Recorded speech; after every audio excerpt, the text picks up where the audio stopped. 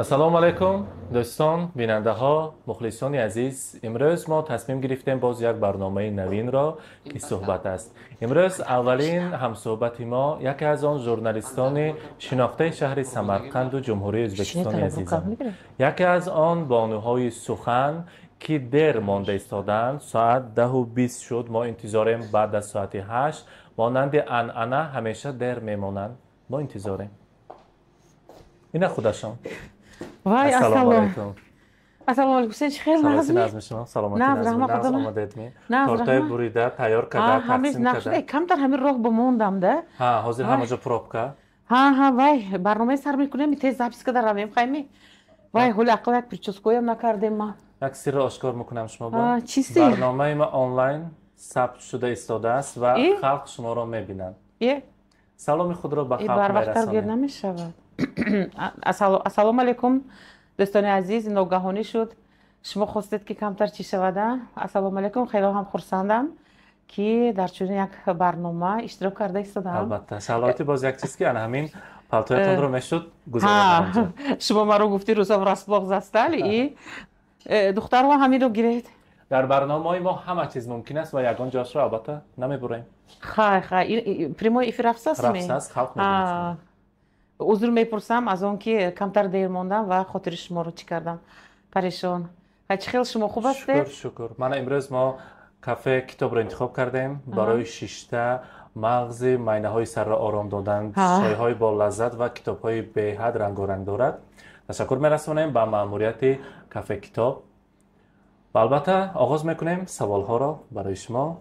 شما تیار باشید اگر ما آغاز میکنیم. خیلی اقلا با آینه هم نگاه نکردم این تو. شما مانند همیشه از کجا آمدم؟ شهلا احرار آقای جوان 18 ساله. سلامت باشید، آباد باشید. برای تاریخ خود نقل کنید که ما میدانیم اکثر آن بیننده های ما نمیدانند که شهلا احرار آقای کوهستانی ما تا چی درجه به شهر مسکو رفت و در آنجا تحصیل گرفت و ژورنالیست نامی شده باز به وطن خود خدمت کرد. درباره تاریخ خود گپ زدن لازم است. بسیار سوالاتون عجیب. فکر کردم که درباره دیگر چیز میپرسید گفتن. نه ما فقط میخواهیم البته برای آن چیزهایی که خلق میخواهد از شما شنود برای خلق آسان‌تر. اکنون باید که خوشرو زیبا کرده گپ زنیم من. اگر این حقیقتا مستقیم پریموی ایفی رفته ایستاده باشد پریموی میرود شوخی نمیکنید؟ نه پریموی الان تماشا میکنند. ما رو چند کس میبیند عبدالله؟ الان 100 نفر دیده باشن. شدن الان. سلام به همه تماشابین ها بیننده ها. باز بار دیگر سلام و صد سلام به کل مردم بشریت کره زمین. از نام مردم شرفمند و سربلند سمرقند سلام خود را میرسانیم و با حسین جان مینداری بیان میکنیم که چنین یک لایحه نو را آغاز کردن برای شناس کردن با مردم سمرقند گویم هم میشوده بیرون از کشور. سلامت باشید. سوال دادید که شهلا احرارова برای تاریخ خود از تاریخ خود برای امروز تماشابین ها کمی نقل کنند. خیلی کوتاه کرده گویم. اگر اکنون امروز حسین جان اینقدر گپی بسیار هم لازم نیست. خیلی تولد شدیم در دهه اهالیک ناحیه سمرقند در بین همون کوهسارهای زیبا، جاری شدن آبها، تابش آفتاب، در بین یک مردم زیبا، فرهنگ دوست، ادبیات دوست، صنعت دوست و همین چیز به فکرم بی تاثیر نماند و هنگام به کمال رسیده ایستادن، خواندن و به حیاتی کلان قدم گذاشتن مادر سبب شدند. برای اینکه مادرم هم کار میکردن هم پدرم، آنها شفاکار بودند، جایهاشون در جنت شود و ما فرزندان را هم خیلی تربیت کردند که از خردی علاقه حرفا رو یاد گیریم، خواندن رو دانیم، زبان دانیم، جهان دانیم و در برابر این البته کار خانه رو هم کرده توانیم. چون در دهات بله گفتن امانت یکی از آن زنهای خانگیر حاضر که ساکن شهر هستند. گفتن امانت از آغاز ساکن دهه اهالیک بودند که آن زنها در همه کار فعالند. سلامت باشید. سلامت باشید. بله از چشمه آبی چشمه می آوردیم برای زندگانی. با کوهستان می برآمد گل‌های زیبا می چیدیم. آن گل‌های زیبایی که در کتاب‌ها هست میروید آن را میدیدیم میچیدیم. عموما همون کارهایی که در دهات هست همش را اجرا میکردیم و در برابر این پدر و مادرم ما میگفتن که خوانید و باز خوانید. و از سن 5 سالگی مادرم هم خیلی تربیت کردن که در نزدم یک گازیته بود، گازیته های هم ازبکستان هم تاجیکستان در خاطرم است. به خانه‌مان از تاجیکستان ژورنال مشعل می اومد و همون را ورق زده می خواندم. خردسال 5 ساله 6 ساله بودم. حاضر فکر میکنم که به این چیز سبب شدن مادرم. البته سبب شدن مادرم که ما از خردسالی زود به خواندن در آمدیم، ژورنال خوان شدیم، گازیت خوان شدیم و نتیجهش رو امروز دیده ایستاده اید. سهلا احرارова مکتب میانه رقم 18 را با مدال طلایی ختم کردن و در دانشگاه دولتی دوشنبه. بعد ختم مکتب دیها من اولو در همینجا اگر ممکن است مینداری بیان کنم به همه معلمان استادانم از شادروان. قیوموف که دیرکتوری مکتب میانه رقم 18 بودن. قیوموف یک انسان چی میگن با مسئولیت، دانششون خیلی هم بلند. وقتی که قیوموف با مکتب می اومدن ما همین قدر چی میگن مسئولیتی سخته رو حس کرده به خانش داده میشدیم که حتی پر زدنی پشه هم شنیده میشد. هم خیلی انسانی میخواستن که طلبه ها همیشه خوانند به اون کس مینداری بیان کردنی هستم. روحشان شاد باد به فرزندانشان که ما رو چنین تربیت کردن که این چیزی اساسی بوده است و این رو من بعدتر فهمیدم. قیوموف با عابیدوف دیرکتوری مکتب و استادانم خیلی هم بسیارن. اگر نام یگان نفر رو فراموش کنم من عذر میپرسم. و معلم اساسی من ابوالمجم زاهیدوف که برای شعر دوستی، وطن دوستی هدایت کردند و هر باری که به درس می در آمده میگفتن که همین روز تو باید که 8 قطار یا 12 مصرع شعر رو از یاد دانی که این آینده برای تو خوب می شود. گفته مکتب دیها رو خیلی که شما گفتید با مدال طلا ختم کردم و روانه شدیم به تاجیکستان برادری به شهر دوشنبه به انیورسیتت. بعد از آن باشد باز نوگری سورپریز شد از تاجیکستان که اینقدر فرهنگ بالا داشت این شهرهای آهلیکی باز روانه شدم به شهر مسکو. در اونجا هم وقتی که در کورس اول خوندم من میدونستم که همون رویه‌ای که من اختصاصی که من انتخاب کردم در اونجا ابراهیم عثمانوف از تاجیکستان به ما درس میدادن و معلمان دیگر ادبیات شناسان، زبان شناسان. بعدی گذشتن یک چند کنکورس ها ما میتوانستیم که با مسکو یا اینکه با لنینگراد رویم. برای این باید که مقاله ها نوشته باشیم، یک جهانبینی داشته باشیم. من همون دانشجوی خودش رو نشان دادنش لازم بود. و کنکورسی کلان شد. در اونجا 10 نفر اشتراک کردن. از بین همون کورس های یکم، دوم، سوم 6 نفر رو انتخاب کردن معلمان. 3 نفر به مسکو باید که میرفتن، 3 نفر به لنینگراد. و من خوشبختم که با مسکو افتیدم و با فاکولته ژورنالیستیکی МГУ میگوین Московский государственный университет دولتی مسکو، اونی که در کراسنی پلوشت میدان سرخ واقع است. در همونجا فاکولته ما جایگیر است. در همونجا رفته تحصیل علم کردم و این برای من خیلی هم چی میگن با دختر دیهات یک فخر و غروری کلام بود. و تا به هنوز هم است. نه فقط برای شما، برای تمام مردم ما، مردم سمرقند این افتخار است. البته سوال نوبتی، قدر انسان را چی ifade میکند؟ سوالاتون عجیب سین. البته امروز همه ناگفته های خانم سهلا احرارova پیشکشی مخلصان بیننده هایشان میشود. همه گپ رو گویم. البته همه سیره فوش کنم. ممکن است امروز. ممکن است. بله. قدر انسان رو در چی میدونید میگه؟ البته. طور بزرگان میگویند قدر انسان میشود از خاکساری ها بلند.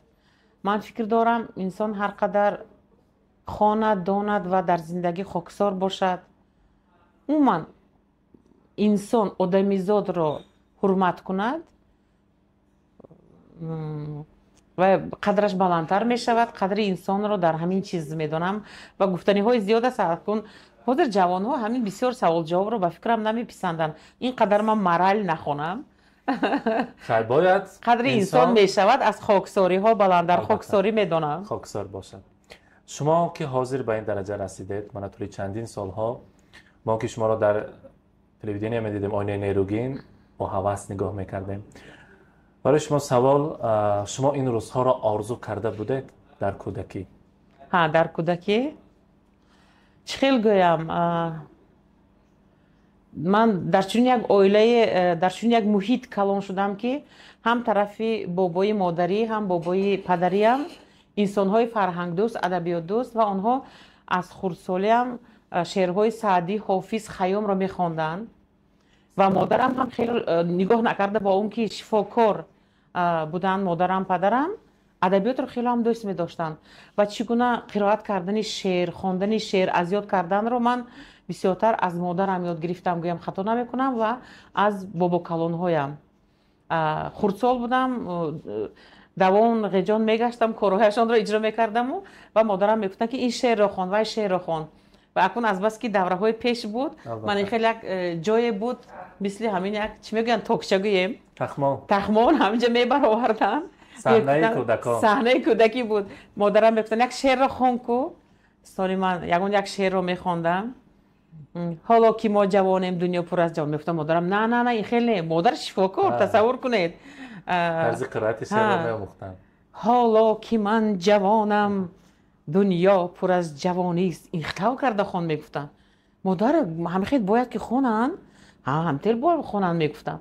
و همین چیز ممکن است از همون وقت همین سرعت راویگی، سخن گفتن و از یاد کردن، از بر کردن و کتابخوانی زیاد همین مهر در قلب جای شدگی بوده است که بعد آهسته آهسته همین طور رفت و به خواندن شعر هجاها تقسیم کردن اهمیت میدادگی شدم و این چیز را به من سایقل داده دوام دادن استاد عزیزم زاهد ابوالمجم و باز یک معلمم نوراللهیف.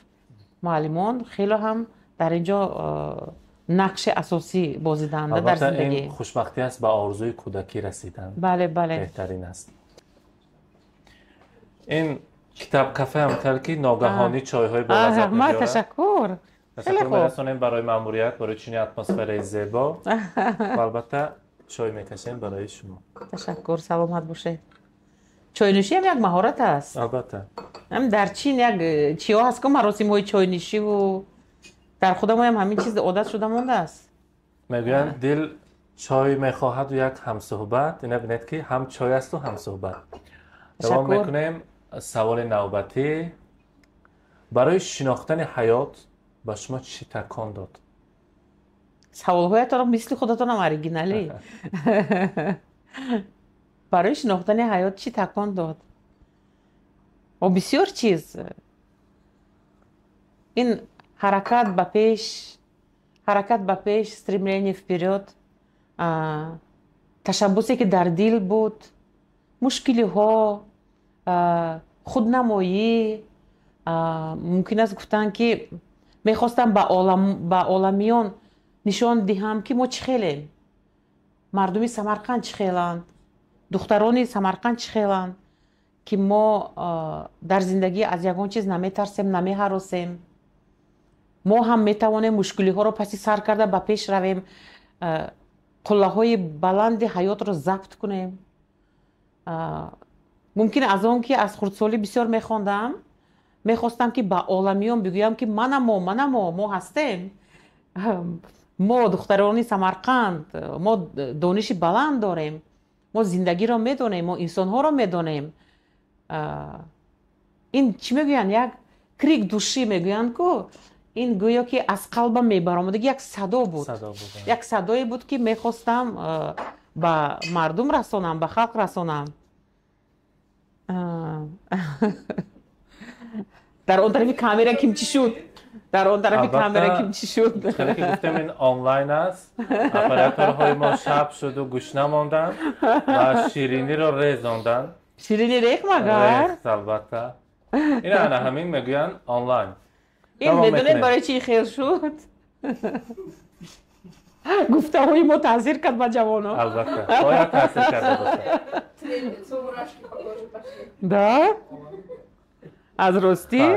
من از قفا میگوین اینجا یک چند نفر نشستن، خود را همه مثل در وایت حس کردم ویژه سمرقندی است. در اینجا دو کسان لیسان کتی وای نامش چی بود؟ پاول ووله. در اون طرف 88 کسی ایستاده است. در اونجا گپ میرود، در اونجا کیمچی ما در اینجا گپ کامera ما میزنیم. کمش به 8 نفر کار کرده استادن این اپراتورها. زپیسو کشتگی می زگپ ما نرفته است می. نه اکنی خیلی نکنید ده. باید ببینن طبیعی شود. ما یگان چیزی روز کنند نداریم. خیلی که خای بیایید دوام میکنیم. در بالا قید کردیم در کودکی سفر کردیم. لحظه های بی‌غمی زندگی رو دیدیم. و شما کودکیتان رو زندگی کردید؟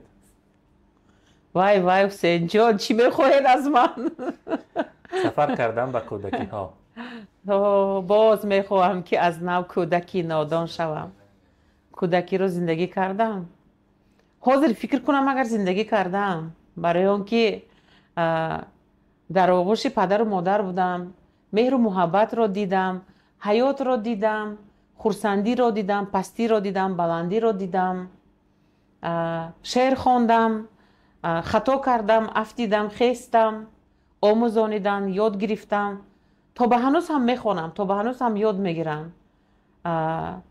در خاطر دارم بالای کوه میبر آمدم، کتاب رو میگفتم میخواندم، همش به کلمه در آمدم. اون از کتاب های صدرالدین عینی، یادداشت ها و جلال اکرامی و رحیم جلیل و کتاب های پیشتره، همین کودکی بود است. میخواندم، میآمدم، با کار خانه مصروف میشدم، کار خانه رو اجرا میکردم، از سرودهای دلیل نظرف گوش میکردم که نو برآمده بود. در اون طرفی خانه لاگر و ساناتوریا بود که با آواز بلندی صدا پخش کنندهش به زبان روسی «Приготовьтесь, сейчас что-нибудь будет» میگفت. اون چیز رو گوش میکردم. همراهی پدرم کشت میکردم، کارتوشکا میشیناندیم. تو آمدن مادرم حولی میرفتم، اوقات میپختم، در تنور نان میپختم، قخمه میدوختم. باور کنید همین کارها رو اجرا میکردم و در برابر این کتاب میخواندم. فکر دارم حاضر که کودکی هم خوب بود. البته حالا همین شالا اهراروی راوی بهترینی ما که در صحنه ناز هستند. یک زنی عاقله و یک دخترکی دهاتی بودن که خیلی که در بالا گفتن اثبات کردن که دختران سمرقند تا چی درجه جسارت دارند. دختری تاجیک ببین، بلند و باریک ببین. آره از اشرافانه می شود. سلامت باشه. کمی سفر کردم با کودکی ها. یاد میکنید کودکی ها؟ ها یاد کردم و نیمش رو گفتم، از میلیون تا یک لحظه هایش رو گفتم. پزمان میشود؟ البته. باز همون گپ، باز میخواهم که از نو کودکی نادان شوم. بله میخواهم کودکی نادان شوم، در کوچه ها دوان شوم، از چشمه رفته آب گیرم بنوشم، با دوگانه هایم بازی کنم، با دوگانه هایی که سن و سال کلانتر داریم درباره عشق، محبت، درباره زندگانی صحبت کنیم. میخواهم که بروم به یک کنج دیه، یک توی رو تماشا کنم، هوس کنم به اون توی. باز میخواهم که روم به مکتب با دوگانه ها، با فرم فرتوکای سفید، با معلم ها. بسیار چیزها رو میخوام البته، ولیکن این وقتی زندگی نمی ایستد و هر دقیقه، هر لحظه که هست گذشته گذشته گذشته رفته ایستاده است. ما رو وادار میکند که از این وقتی که این طرف نمیدونم چقدر مانده است با ثمر پر ثمر استفاده بریم. بچه ها رو به بیرون برآوردن لازم. بچه ها بیرون ببریدن. نه شما بیرون ببریدن چون که وعده این میشه این. نه خیلی هم تو ایستاد است که شما 5 minut برید چون که این وای میکند آدم از بیوای. یاشته این کس هم با خیلی هم خیلی فکر وای شد. دوام میکنیم. البته دوره کودکی دوره طلایی زندگی است. بله. ما باید عقلا یاد کنیم، عقلا پزمان شویم و خاطر بیاریم و کمی از دردها، از غبارهای زندگی بیرون شویم، سفر کنیم با کودکی ها. همه خیر. این بود که با کودکی سفر کردیم. البته با پیش چشم شما، عیناً با پیش چشم شما این لحظه های کودکی شما آمد، وقت های مکتب آمد. ما باز دوام میکنیم با سوال های نوبتی. حقیقت است که در زندگی میدانید لیکن تن نمیگیرید. چیست؟ سوالهایتون رو از کجا گرفتید نمیدونم، لیکن حقیقتی که هست و اون رو تن نمیگیرم. البته این همین سوال با جواب نتیم چی؟ اختیار در شماست. ما میخواستیم جواب را پرسیم. حقیقت ها بسیار هستند. خب باز یک کمتر فکر کنم بعد جواب میدیم. البته در آخرتر خاطر رسان کنیم. کوشش میکنم که چی میگن خوشروی کرده و دقتی تماشابینان برسون.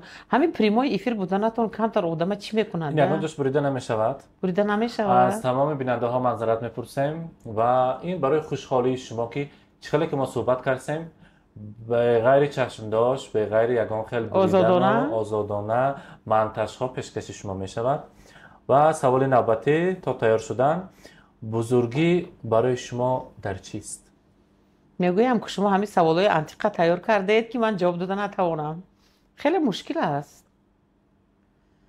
اولش که بزرگ شدن این نه به هر کس داده می شود، نه هر کس می تواند بزرگ شود. بزرگی را در چی می بینم؟ از مشقت های زندگانی گذشته توانستن، هنگام دشواری دستیاری دراز کرده توانستن به دوستت و در وقت لازمی در نزد دوستت بودن. بزرگی این خدمت کرده توانستن به خلقت. این گپ‌های چی نیست، تعریف نه. بزرگی در بسیار چیز من میبینم بزرگی انسان را. بزرگی در پهلوی فرزندت بودن. تو میتوانی که وی را گوش کنی، دانی، شنوی، به وی یاری رسانی. این هم یک کار بزرگ است. البته بزرگی سری دوستت را فهمیده به یگان کس نگفتن. بزرگی در تن گرفتن دشواری ها. بزرگی انسان در بسیار چیز هست. بازر نامبر کنیم اگر به فکرم وقت نمی رسد. بزرگی انسان در خیرتی وی، در دانشی وی، در جهانبینی وی، در صمیمیت وی، در انسانیگری وی. با حرفهای کلان سزاوار نام انسانی شدن. بله بله، بسیار چیزی در خود یک چیزی کلان رو در خود دارد، معنای کلان رو دارد که آن رو گفتن نمیتوان سنجا. این ما و شما مردم ایجادکاریم. برای ایجادکار خاطر جمعی تا چی درجه لازم است؟ درجه و وقت. خاطر جمعی افسوس که آدمیزاد در کره زمین هیچ وقت خاطر جمع بودن نمیتواند. لیکن خاطر جمعی باطنی داخلی اهمیت کلان دارد. اگر شما از خاندانتان خاطر جمع باشید میتوانید درست رفته کارتان را به آخر رسانید. اگر خاطر جمع داشته باشید کارهایتان به پیش می رود. خاطر جمع داشته باشید به همه نیت و آرزو و مقصدهایتان میتوانید رسید. لیکن همون خاطر جمعی رو به فکرم خود انسان میتواند созад. Человек может сам себе творить همین تینجی. من عذر میخوام که کمتر با روسی گپ زده ایستادم. ممکن است همون تاثیر روسی خواندن ما هم هست. خاطر جمعی باز یک بار تکرار کنید آخر سوالاتون.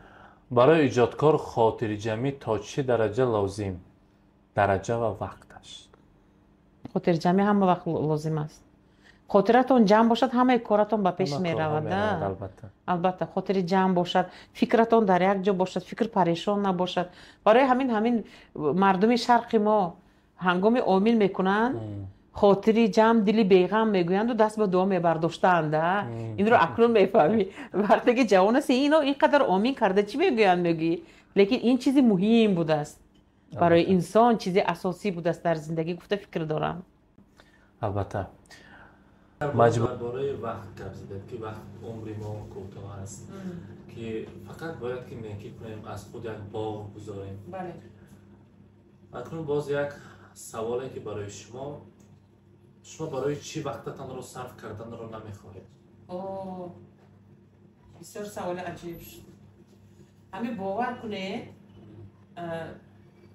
من گویا که اگر من از بیکاری میترسم، همین یک روز اگر بیکار میشینم که من بیکار شدم، من این کار رو باید کردنم لازم بود، نمیتوانم. باور میکنید من نمیتوانم بیکار شدم. من میخوام همیشه در کار باشم، با یک کاری مهم و ضروری شغل ورزم، به مردم یک چیزی نظر رو رسانم که وای به مردم تاثیر مثبت رسانده باشد. از بیکاری میترسم، از بیهوده‌گردی میترسم، از بیهوده هم تو شته صحبتی چی میگویم بی مضمون میترسم، از نخواندن کتاب میترسم، از تماشا نکردن یک فیلم نقص که برای من یک چیز میدهد میترسم، از بیهوده‌گری، از بیکاری، بیهوده رفتن وقت که خیلی هم در زندگانی مهم و ضرور است میترسم.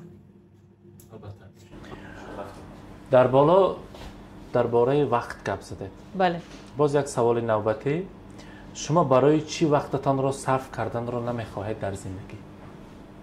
سوالهایتان خیلی مشکل سوالهایتان. با چی نمیخوام وقتم رو صرف کنم؟ با بیکار شدن نمیخوام وقتم رو صرف کنم. نمیخوام که وقتم بیهوده رود، نمیخوام که همه خیلی شینم. من میترسم از اون که یک کتاب رو نخونده میمونم، میترسم از اون که وقتی من هم تو میرود. باور کنید اگر 5 دقیقه با یگان کار مصروف نشوم فکر میکنم که دنیا از دستم رفته است. برای همین از بیکار ماندن، وقتم رو هم تو پوچ خالی گذراندن خیلی هم میترسم. این چیز برای من خیلی هم مهم است. وقت هم حکمی عالی و مهم است برای من و وقت چیزی است که برگشته نمیتوان. در زندگانی میترسم از اون که کرده نتوانستم و چیزهایی که در وقتش از نادانی و این چیزها بود در حیات، چون که ما جوان بودیم بسیار چیزا را نمیدانستیم کرده نتوانستم، حاضر انا همون وقت رو بیهوده بیکار نگذارانم. گویم همین وقت رو با بیکاری و با کارهای بیهوده صرف کردن از همین چیز میترسم. البته عزیزان خیلی که استادی من هستن علاقه از چشمان من خوانده استادان. حاضر من یک سوال داشتم که در زندگی از چی میترسید؟ گفتنی سوال بود که پیش از این سوال گفتن جواب ها را برای ما که از بیکار ماندن و از وقتی خود را بیهوده گذراندن البته بسیار میترساندن. اگر که شما میخواهید چه علاقه را ترساندن، شما میتوانید بیکار گذارید و همراهشان کمی شوخی کنید. سلامت باشید. سوال نوبتی، درباره خودتان چی فکر میکنید؟ نه این خیلی سوال ها نمیتوانم به این خیلی سوال جواب دادم.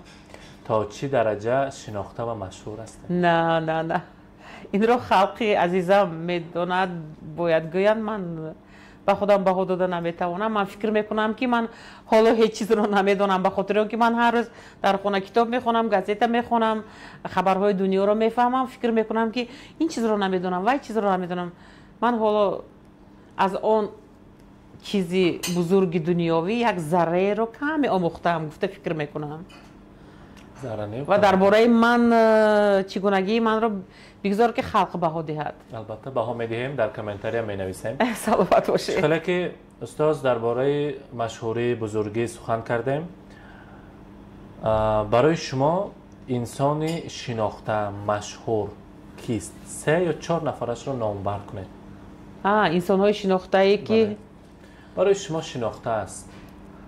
انسان های شناخته خیلی بسیاره، لیکن حاضر شما بناگوس سوال دادید به خاطرم نمیآید. انسان های شناخته مشهور و معروف برای من بله. آنها خیلی بسیارند، از خود ما یا که عموما از دنیا، از سمرقند، از جمهوری امان، از ازبکستان و بیرون از کشور، از تمام دنیا. جوابم بسیار است لیکن همش رو گفته نمیتوانم.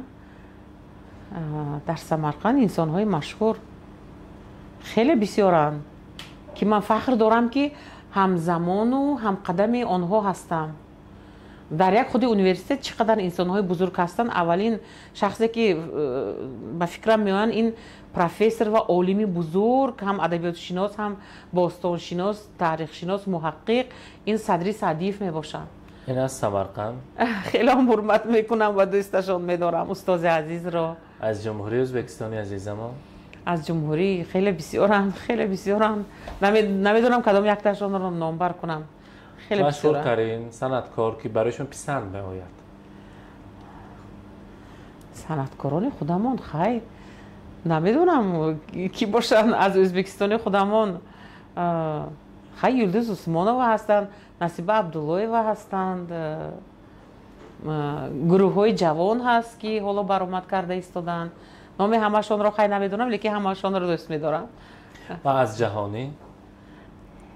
از جهانی گویم حاضر حیران میشوید، حیران میشوید. نقصش که نگویم یا که گویم کمتر. میل از کم کرد. بسیار صنعتکاران رو دوست میدارم. مایکل جکسون گویم. باور کنید مایکل جکسون رو خیلی دوست میدارم. الویس پرسلی رو خیلی هم دوست میدارم. گروه های خیلی اکنون در گذشته آبا بونیم بود گروه ها. و بعضی وقت میگویم که در من دو شخص است. شخصی که هم جاز راک رو دوست میدارد، شخصی که ادبیات کلاسیکی رو دوست میدارد. باور کنید نه؟ در یک تن دو شخص. بله. از صنعتکاران روسیه از همون алабарисона پوگاچووا سر کرده تا به صنعتکارای امروزه تا یوری شاتونوف و بسیار بسیار صنعتکارا رو دوست می‌دارم. و خاطر اینکه اونا سرودهای به زندگی نزدیکتر میخونن، به زندگی از قلب میخونن. آنها حیاتشون رو میدونم، آنها رو بسیار وقت میآموزم، یاد میگیرم. از مثلا یا اینکه از صنعتکارای دنیوی گوید جنیفر لوپس رو گوید بسیار درجه اذیت کشیدن به مرتبه بلند رسیده است. عموما صنعتکاران خیلی هم بسیارن، آغاز از امریکا تا استرالیا میدونم خیلی هم بسیار هستن در اروپا و کیها. حاضر من درباره یکی از صنعتکارا گفتید که در وقتی صنعت به درجه ها برآمدن دشواری ها هست، پستی و بلندی ها هست. برای شما یک سوال که برای شخصی مشهور بودن این بخت است؟ پلوس و مینوس های مشهوری در چیست؟ بچه چوه تو رنجاندی مرا با سوال های چی به خیبام کردی مرا گفته است یک مصاحب از مصاحب دیگرش اینش وای شدین چی میگن اینا بریده پرتوید خیلی بده این چیز رو نمونه این فیلم اینا بریده پرتوید. مشهوری در چی هست میگه پلوس و مینوسش؟ مشهوری این بخت برای شما پلوس و مینوس های شخص های بزرگ. جهت های مثبت مشهوری رو من اولش در آن میدونم که شخصی مشهور میتواند معماهایی که در زندگانی معماهای اجتماعی که دیگران حل کرده نمیتوانند بسیار همین شخص ها میتوانند حل کنند. یکی از صنعتکاران مشهوری روسیه نامشون چی بود حاضر فراموش کردم، لیف لیشینکنه از وای پیش در خاطر دارم. یکی از صنعتکاران روسیه در یک کنج دیگری روسیه جنگ شده ایستاده بود، هیچ کس رفته نگاه داشته نتوانست. همین صنعتکار هم خیلی رفت، مرد سامالیات ورتالیت که فرامد همه ترسید که او رو میپرانن، لیکن وای رفته گپ زنان کرده همون جنگ رو نگاه داشت. مشهوری و یاری رسانید همین چیز با میدونید، مشهوری و یاری رسانید. در بسیار حالت‌های سیاسی شخصانی مشهور میتوانند میدونید می همین глобальный вопрос решить، همین مسئله‌های مهم جمعیتی رو شخصانی مشهور اونایی که خلق اعتراف کرده است حل کرده میتوانند. پلیتیک سیاست مداران نمیتوانند حل کرده، شخصانی مشهور حل کرده میتوانند.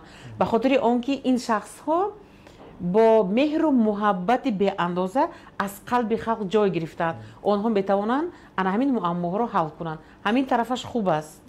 خیلی طرفای مینوس منفیش همین که در هر کجا گشته نمیتوانند در همه جا آزادانه رفتار کرده نمیتوانند. همین طرفش است به فکرم، دیگر جهتی چی ندارد. وقتی که خلق دوست می‌دارد خلق است و اون خلق رو باید دوست داشت. همین خیلی همه شما را شهلا را و من نیز دوست می‌دارم. سلامت باشید، گپ نیست. آن کاری که برای خودتان معقول نبود لیکن کردید چی بود؟ کاری که معقول نبود کردید. خیلی این سوال باید بدتر جواب دیم. مایلش منو جنگ نمیکنید می؟ این جایهایی که من سوال جواب نمیتونم بریده پرتید خیلی نه اصلا نه. نه التماس از شما شما احرارا با مدال طلا مکتب را تمام کرده باشم علاقه به 2 سوال ما جواب دادن نتونستید. سوالهایتون دشوار. خیر. امیدوارم که اکنون همچون چی گفته التماس نبریده پرتید خیلی. بله. شد. امیدوارم که میبره. خیلی دیگر سوال کنی با چی بوده است؟ من تا آمدن اتوی تا اینجا در مونده آمده. چندین درها رو کشوده آمدید به برنامه صحبت. با این درجه های بلند رسیدن شهلا احرارا و چندین درها قلفای کلان آویزان بود. کلیدهایشان پنهان بود. تا چی وزبینی تا چی درجه یافتن آن کلیدها برای شما مشکل بود؟ البته زندگانی به خود خاص مشکلی ها دارد و تا به هنوز هم این چیز هست. وقتی که از دهه می برآمدم مشکلات بود به خاطر آنکه آن زمان ها خیلی هم دیگر بود و با دیگر شهر رفته خواندن دختر بچه همه با دیگر چشم نگاه میکرد. این یک مشکلی بود که آن را چی میگویند من در جوانی این چیز را احساس نکرده از همین خار و خس و سنگ و کوه ها قدم زده به بیرون برآمده با دیگر عموما با دیگر دولت رفته خواندم. فکر دارم که این یک مشکلی خیلی کلان بود. بعدی با دیگر مملکت رفتن از وی مملکت باز با دیگر جا رفتن اینم یک مشکلی بود. هنگامی سپردن امتحان گرفتن دیپلم این یک مشکلی خیلی بسیارند. به این چیز به فکرم نمی شود. البته یک کلیت یونیورسال دارند که همه درها را میکشند با یک مشقت ها با علمی پره. برای جوانان باز توصیه میکنیم که چقدر که سر برنامه گفتن خواند باز خواند همه کلیدها در دست شما میشود. بله ما همه اپراتور چی مونده کردیم ده؟ نه با نمیشود که همینجا شبو بریم و بعد صحبت پگا دوام تیم. نه. اکنون آمدیم با کمی ماند عزیزان از ما دور نرفته استید با 2-3 سوالی اکنون کمی شب انتیقه سوال نوبتی همه تصور میکند به همه و امروز تنها از استاد میپرسیم جوابش رو. تصور کنید عزیزان حاضر من از سال 2025 است. امروز سنه 29 ینور.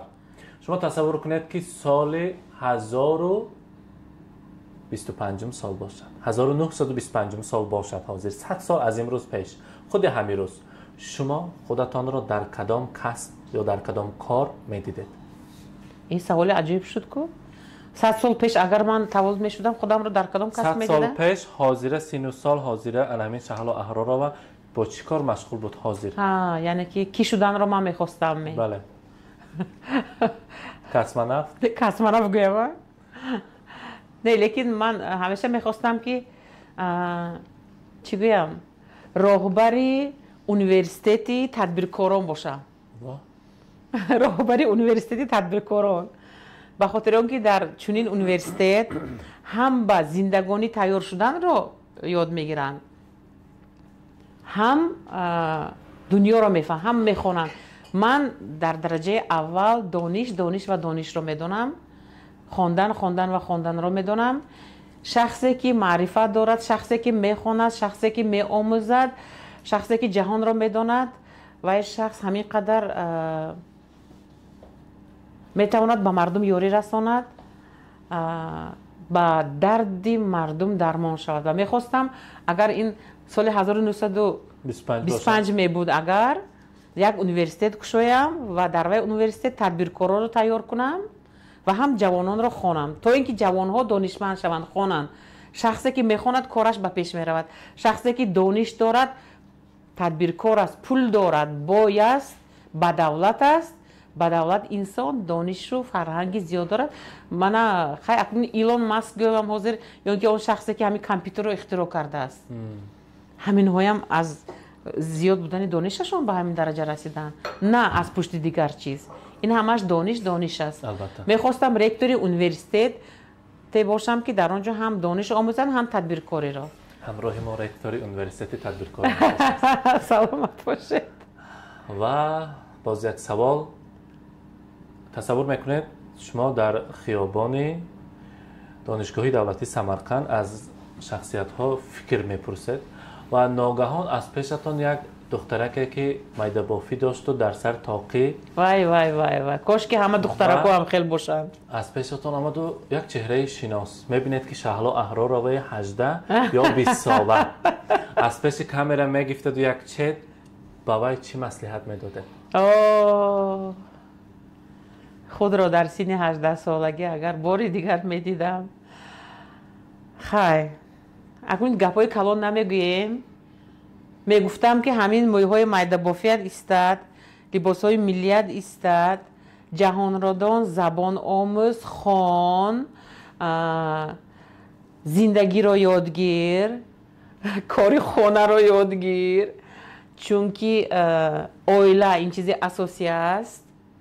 اویلا دار باش، یکم درجه اویلا را مستحکم کن، درجه اول اویلا شود، چون که ما دختران شرق هستیم. این چیزی خیلی هم مهم. دختران شرق باید که اویلا داری، کار خانه را دانن و این من برای خود انسان ضرور است. در آمدم خوراک رو پختم، خانه رو شروع کردم، کارم رو اجرا کردم. هم خیلی شو و جهانگیر شو، هم خیلی زنی تدبیرکاری همه طرف شو.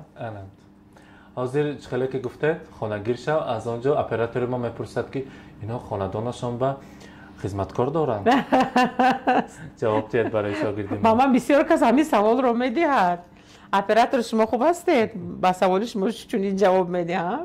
بسیار کس من به میگوید که شما در خانه 3 اتاژ 3 آشیانه زندگی میکنید، خانه‌دانتون به خدمتگار است کده. نه البته ما عصر 21 زندگانی میکنیم.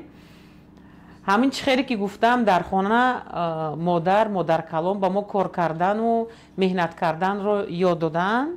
همه کارها رو خودمون میکنیم، لباسشویی هم خودمون میکنیم، اوتیگو رو هم خودمون میکنیم، خمیر رو خودمون باز میکنیم. از خردسالی قاقمه دوزی، جیهک دوزی هم میدونیم، چاک دوزی رو هم میدونیم. چی گویم همه کار رو میتونیم، چون که با ما یاد دادن همین چیز. و من فخر دارم که من همه کار رو میتونم، هم کاری خانه رو کرده میتونم، هم کاری دولتی رو و هم به خلق عزیزم از تحت خدمت کردن رو. همین یک چیز به کمتر وقتم نمیرسد، شعر بسیار ازیاد کردم با این چیز رو همه خردسالی به ازیاد کردن در کار بوده است. حسین جان برای میگم که او در جوانی خانه تو وقتی که کلانتر شده کلا بد نمیداره داخل، چون که فکر میکنی فرزندم چیکار، دخترم چیکار، پسرم چیکار، کار چی شد، جای شعر بده. جوانتر که باشی این چیزا که زنها با مشکل، مردها خیلی زودتر یاد میگیرن، زنها با مشکل تر، چون که با کار خانه مصروف. برای همین فکر دارم که خدمتگار در خانه خدمتگار نیست و همه کارها رو خودم اجرا میکنم و از این من خیلی خرسندم. Как говорится, я с удовольствием делаю все свои домашние дела. Я очень люблю готовить, я очень люблю шить, стирать. Ну, вообще, کار خانه رو نقض میبینم برای اون که این با من باز یک چی میگن، یک ایده های نو به کلام میآید. بخوام یکون چیز کنم، پزم تیار کنم، یکون چیز نو فکر کنم. یک بار یه کتاب شدگی باشه، کتاب رو هم خوانم، هم خیلی بخوام همه طرف باشم، هم خیلی در حیات. تا به هنوزم همین چیز در دل هست، جوش و خروش. باز دوست می‌دارن شهلا احرار رو و دم نگرفتن رو. این ابنت که ساعت 11 گذشت، ما از توی آوردیم بعد از تارتپوری، بعد از اینقدر توی را گذرانیدن، بعد از آنقدر سخنهای مست‌ها را شنیدن، باز همراه ما صحبت دارن و عرض سپاس تشکر تمام بیننده ها را برای استاد عزیز میرسانم که این لایحه نوی ما را دستگیری کردن، اولین مهمانی ما شدن. تشکر استاد عزیز، خوش آمدید. رحمت برای چنین صحبتی بهترین. همینجا با یک چیز رو گویم خودم از خودم تشبث کرده. میخواهم که تمام انسان های روی زمین انسان های پر از مهر و محبت باشند. فکر دارم که حسین جان در جایی که مهر و محبت است، انسان آدمیزاد زیر آفتاب گرم زندگانی حیات برده میتواند. در جایی که مهر و محبت است، در جایی که نغزی است، عالم منور می شود. در جایی که انسان ها به همدیگر کم ترکک با تبسم مراجعت کرده همدیگر را می بخشند و وقتی که یک کس را در کوچه زده می گذارد با چشمی بد می بخشید گفته گذارد، عالم منورتر، انسان ها خوبتر می شوند، جنگ ها نمی شود. ممکن این گپ ها برای من همین کس با هم خیلی گپ زدن میگه نه، این رو من از تجربه حیاتم گفته ایستادم که انسان هر قدر مهر و محبتش با کسی دیگر، با آدمیزاد زیاد باشد، همون قدر میتواند در طول همین حیات مایده که ما کم ترک زندگی میکنیم. ما آدم، مثلا من اومدم نمیدونم چقدر زندگی میکنم، من نیستم بعد از چند وقت. همین در هر یک آدم اگر از خودش تواند کمتر نغزی کرده ماند، فکر دارم که یک باغ و بستان زندگانی حیات خوبتر، بهتر، نخستر میشود و با جای جنگ کرده چه طوفان و کیمچی برداشتن، همون اویله میتواند به دیگر شهر رود، این به دیگر шахар род. Умуман человечество я хочу, чтобы жило под мирным небом. این هم تو گپی عادی نه، من این چیز رو حاضر از قلب گفته ایستادم. میدونم تماشابینان البته دلگیر شدن، ممکن البته прямой ефирам куштаги бошан, لیکن همین нагоям. Я хочу, чтобы у каждого человека в сердце была доброта, и чтобы вот эта доброта помогла людям жить. Несите добро, будьте хорошими людьми, простите друг друга, помогайте друг другу. من میخواهم که همه به همدیگر یاری رساند، همدیگر را فهمند، آدمای عادی باشند، با مهر باشند. شخصی که مهر و محبت نقص که کلام میشود، اویلش نقص میشود، فرزندش نقص میشود، جمعیتش به کم ترک فایدهش میرسد. برای همین بسیار هم میخواهم که جوانهای ما که امروز هم تو از در میدرآیند، من هم خیلی کرده تلفن گفته میشینن، هم دیگراشون که صحبت کنن. تو پسری کی هستی؟ تو کجا میخونی؟ چیکار میکنی؟ گویان صحبت کنن، همدیگه را فهمن. این چیزا هم در کار به تلفن نمیشه و حاضر. لیکن میخوام که کمتر با مهر باشید، با دقت باشید، با اعتبار باشید، کمتر برای خلقتون خدمت کنید. ذره حیات ما نقض میکنیم. حیات نقشود ما بای میشویم. بای که شدی همه چیز زیر دستت می شود. همه چیز زیر دستت که شد تو عالم به میگردی، دنیای میبینی. رو تماشا کن امریکا رو، رو تماشا کن استرالیا رو، رو تماشا کن فرانسه رو، رو تماشا کن افریقا رو. برای چی نه؟ این همش از یک چیز عادی، از مهر و محبت، از صمیمیت، از دانش بلند، از آدم نقص بودن می شود. برای من بسیار هم میخواهم که جوانهای ما کم ترک با مهر باشند، سخنهای نغز گویند، همدیگر را فهمند، همدیگر را دشنام ندهند. تو ملت چی و چی نگویند، فایده ندارد، هیچ فایده ندارد. در یگان دور و زمان انا خیلی کارا انسان چیزی نغز به آورده نرسانیده است. میخواهم جوانهای عادی باشد، صمیمی باشد، انسانهای نغز باشد، با مهر باشد. پدر و مادرتون رو دوست دارید، اکا و خواهرتون رو دوست دارید، همدیگر با یاری رسانید، همدیگر را فهمید، همدیگر را بخشید، با طاقت باشید، انسان نقش شوید. مایلش هم تو گویم. البته. سلامت باشید. این است برای همه امروزه بیننده ها پند برای جوانان، توصیه های بهترین از استاد عزیزم و برای شما بار دیگر تشکر میگویم. سلامت باشید. که امروز هم صحبت شدیم و صحبت ناگفته ها، گفتنی های بهترین را برای امروزه بیننده های ما رساندید و نیز تشکر را به ماموریت کتاب کافه میرسانیم که چای های با لذت و این اتمسفر را برای ما رساندن. همچنان با راهبری عبدالله پروماکس که در خدمت ما است، نواربردار ما، تشکر میگویم. در این شام به وقتی در خدمت من است، شاگردی بهترین من. مراجعت کنید، عبدالله پروماکس همیشه در خدمت شما. در این منزلی که ما نشستیم نامش کتاب کافه. کتاب کافه. کتاب کافه یک منزل خیلی هم شینم، آرام، به قلب ها یک خوشبختی میبخشد. آید از کتاب ها جوان هایی که هست عالم رو گرفته خوانید و دانید و ازبر کنید و با دوست نزدیکتان هم صحبت شوید و سوال هایشان جواب دهید و کمتر هم باشد از قلبتان یگان خیلی سخنهای نغز رو برارید و به هم دیگر بگویید. آباد باشد عزیزان. سلامت باشد تا بازدید در برنامه های نوبتی و البته در کامنتاریا در شرح ها گذارید که مهمانی صحبت نوبتی ما کی شوند.